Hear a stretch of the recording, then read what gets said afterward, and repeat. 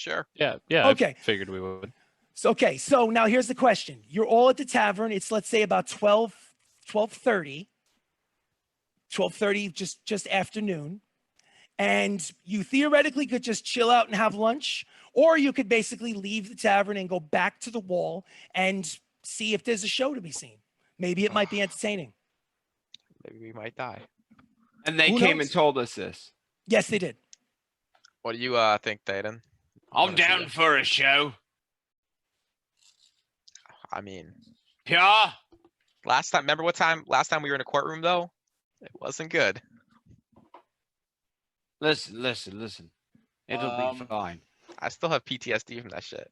I guess if everyone else is going. Yeah, fuck it. If you can't beat them, join them. Okay. So you make your way back over to that inner wall, to the archway, where you notice that Wait, I want to disguise self as my average Joe human again. Average Joe human again. Well, as you disguise yourself as an average Joe human, but what's something that you notice is that half of the audience is a collection of the inner population, and half of the audience is a collection of the outer population. I still want to be average Joe human. Average Joe human. Perfect. Average Self Joe, as baby. a- Average Joe. Average Joe human. As a very hairy dwarf. Hairy dwarf. Fuck you. Okay. So Uglier so you- dwarf than Thaden. So you the group of you, It's not allowed. the group of you with two Theodens, of average Joe human.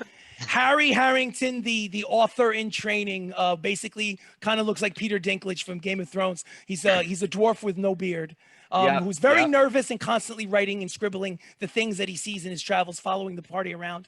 And obviously Sirach, the silver-haired half-elf. You're standing in the archway on the side of the outers, and one of the Minotaurs says to you, "You can't stand here. Either sit down inside or go away." Okay. You can find seats. Yeah. It's not a big deal. Sure. There's plenty of seats. I'm gonna look him up and down. He looks you up and down. I'm gonna wink at him. He at first he seems offended, then he looks like he's kind of flattered. I and blow he's- him a kiss and walk away. Walk away. Um, Turn. Go. I'm Turn. gonna use Quick. Mage Hand Turn to quick. pat the Minotaur's ass. Oh. Oh, So- looks like we got ourselves a party, boys. Okay, so just to give you a sense, while you were collecting the rest of the party, obviously the two kings of the city made their way and are now sitting at the front of the room at a table. To describe these guys, it's very simple to describe King Corn. He looks like a Minotaur, massive. King Corn has black horns, brown fur. He's massively musced. That But he corn with a looks C or a K. It's with a K. Corn with a K. There you go, baby. There you go. Yeah, and he kind of looks very dignified. He doesn't look like you would imagine that he'd be the one that would look more animalistic, but he looks dignified and very prim and proper and sitting up very, in the chair waiting for the proceedings to occur. King Gunther, did everybody see Harry Potter? Yep. Anybody not see Harry Potter? I mean, not all of them. All right, do you know who Hagrid is? Yeah, You know yeah, Hagrid? yeah. Okay. Hell yeah. Okay. King Gunther kind of looks like Hagrid with the big black beard, the big belly, whatever it is. Yeah. He's wearing a gaudy royal robe and a cheap-looking crown. And he's got a silver tray in front of him and a roasted chicken. And while this is happening, he's eating a roasted chicken with his hands, like. My man. He's not paying attention to anything but the chicken. He's not paying attention to anything. I'm paying attention to the chicken too. Now, while you guys are sitting there, there's a skinny human herald that basically starts screaming out to announce everything and what's going on. He goes, "Welcome to the Chamber of Kings. King Corn and King Gunther will hear your grievances. Line up." I'm gonna clap. And everyone claps along with you.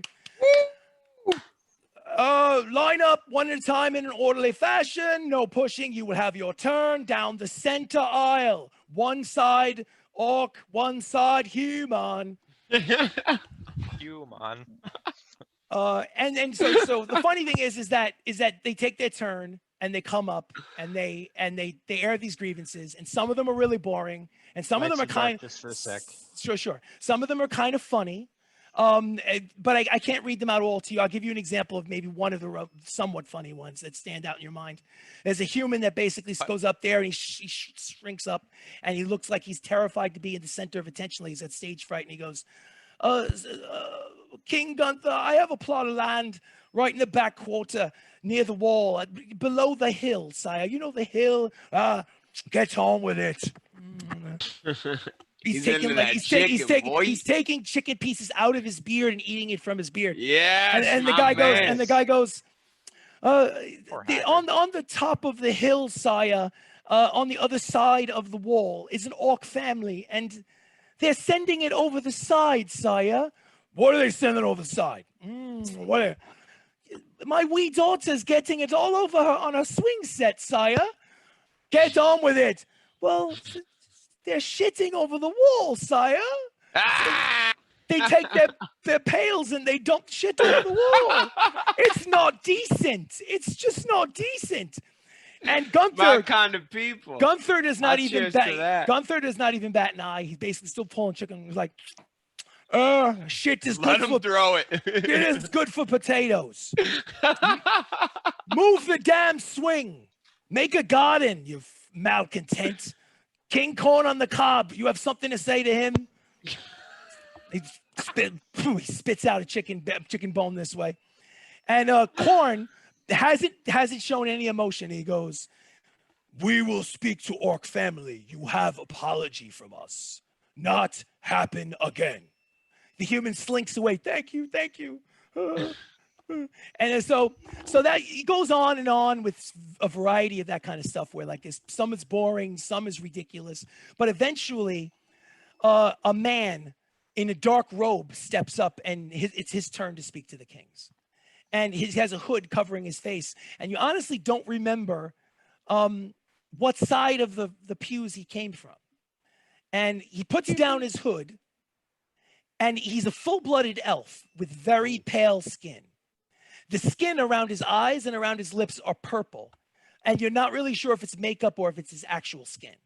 And he speaks and he says, I have come to give the two kings of Ecosted a gift.